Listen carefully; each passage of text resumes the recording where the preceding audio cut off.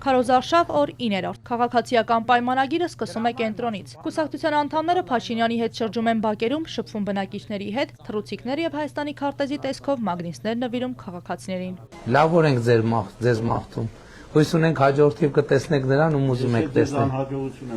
Շնորհակալ եմ շատ։ Զուգահեռ քաղաքապետ Ավինյանը Փաշինյանին ներկայացնում է բակերում իրականացված բարեփոխումներն ու կառուցված մանկական խաղահրապարակները։ Հանրապետության հրապարակում Փաշինյանը հանդիպում է վարորդական վկայականից զրկված քաղաքացիների հետ, առաջարկում այսպիսի լուծում։ Մեկ տարին լրանալուց հետո առանց քննության վերականգնել վարորդականներն ու մոռանալ հարբած ղեկին նստելու մասին։ Մենք առաջարկում ենք,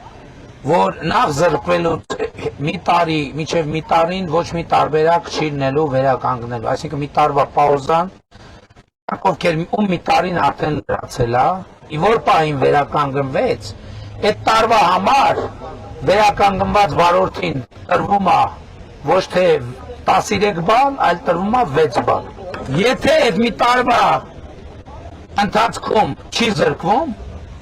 բանից իրավունքից չի զրկվում, արդեն վերադառնում է սովորական լիարժեք ռեժիմի, այսինքն 13 բալով։ Ինքնիշխան խաղաղություն առանց միակողմանի զիջումների։ Հայ ազգային կոնգրեսը շարունակել է քարոզարշավը բակերում։ Վարչապետի թեկնած ու Լևոն Զուրաբյանը կենտրոն վարչական շրջանում քաղաքացիներին ներկայացրել է իրենց նախընտրական ծրագիրը։ Ընտրվելու դեպքում առանցքային քայլերից մեկը պետությունը կրկին կիսանախագահական կառավարման մոդելին վերադարձնելն է։ Նաև դատարանների, դատախազության եւ հանրային հեռուստաընկերության անկախացումն ու եկեղեցու գործերին միջամտելու բացառումը։ Ես Լևոնն եմ Զուրաբյան, Հայ ազգային կոնգրեսից, այս ընտրություններում վարչապետի թեկնածու եմ կոնգրեսի անունից։ Ոնցացեք մեր բուկլետի հետ, ոնց եք։ Լավ, դուք։ Նորմալ։ Կարող եմ խնդրել ձեզ ծանոթանաք մեր ծրագրի հետ։ Բավոր ես կանգարում եք քեզ տրանսպորտի հարցը ոնց կլուծեք։ Ընդհանրապես պետք է Երևանի ամբողջ ինֆրաստրուկտուրան փոխել։ Գլխավոր կետերից մեկը երկաթուղին է։ Հաջողություն ձեր գործին։ Շնորհակալ եմ, բայց դրա համար քվե է պետք էլի։ Եղավ, լավ եղեք։ Ուշադիր եք, հետևում եք։ Կառուցենք կարգին երկիր կարգախոսով է հանդես գալիս նորուժ ռեֆորմիստական կուսակցությունը։ Վարչապետի թեկնած ու Հայկ Մարությանը սոցհարթակներում ամեն օր հերթով ներկայացնում է իրենց ծրագրի առանցքային կետերն ու հիմնադրույթները։ Եվրոպականացումը որպես զարգացման եւ արտաքին քաղաքականության գերակայություն, օնլայն խաղատների եւ շահումով խաղերի արգելք, բազմազավակ ընտանիքներին տրվող արտոնությունների կտրուկ ավելացում, սոցիալական բնականաշինության եւ բնակֆոնդի թարմացում, հարկային բեռի թեթևացում, կոռուպցիոն հանցանքների համար վաղեմության ժամկետի չեղարկում, անվճար բարձրագույն կրթության ապահովում։ Եվ այսպես հենց առաջին կետով գալիս է եվրոպականացումը։ Հիմա կասեք ԿՊՆ-ն է դա ասում։ Այո, ասում է, բայց չի անում։ Եկան պարլամենտ, քվեարկեցին եւ գնացին իրենց գործերով։ Ինձ թվում է այսօր քնելու ես վաղազարդես միանգամից հայտնվես Եվրոպայում, ազատ վիզաներով, բարձր աշխատավարձերով, լավ եւ ուրախ կյանքով։ Բայց դա այդպես չէ։ Դրա համար շատ մեծ ծավալի աշխատանք է պետք կատարել։ Եվ հենց առաջին հերթին այդ աշխատանքը պետք է կատարի կառավարությունը։ Եւ երկրորդ կետով մեզ մոտ գալիս է օնլայն կազինոների արգելումը։ Որպեսզի պատկերացնենք, թե ինչ խայտարակ վիճակում է գտնվում մեր հասարակությունը այս առումով, երկու թիվ բերեմ։ Ուրեմն միայն 2025 թվականին կատարվել է 7.5 տրիլիոն դրամի խաղադրույք։ Սա 20 միլիարդ դոլարի մասն է խոսքը։ Համատության համար ասեմ, որ 26 թվականի մեր պետական բյուջեի ծախսերը 3.6 տրիլիոն դրամ է, երկու անգամ քիչ։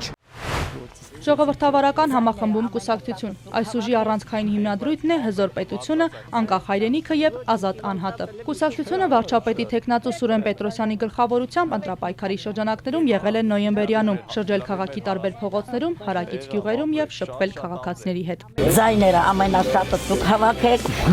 մտնեք եւ խորհրդարան։ Այսակ որ գալու էինք, բայց ապրեք որ բացացանք։ Ոչինչ իվալտացել եմ մի քիչ։ Չէ, լավ է։ Բարի։ Բետ բաժանը։ Ովեք մի քանի Լարի մեր հարազ։ Եղավ, ապրեք, շատ ապրեք։ Երևանում այն ժամանակ էս որը փոքր էին 90-ականների սկզբին, տենց էր ամբողջ շենքի իշխումները հաց էին ուտում բակում։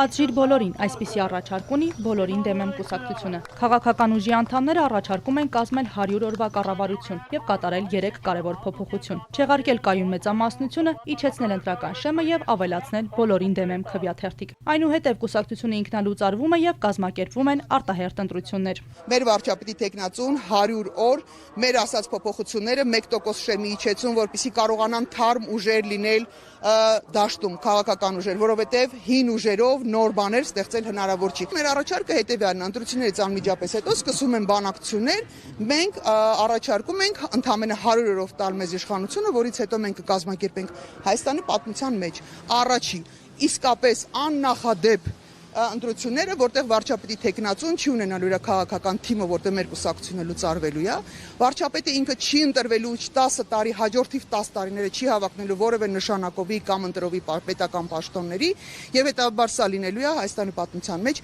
միակ արդար ընտրությունները։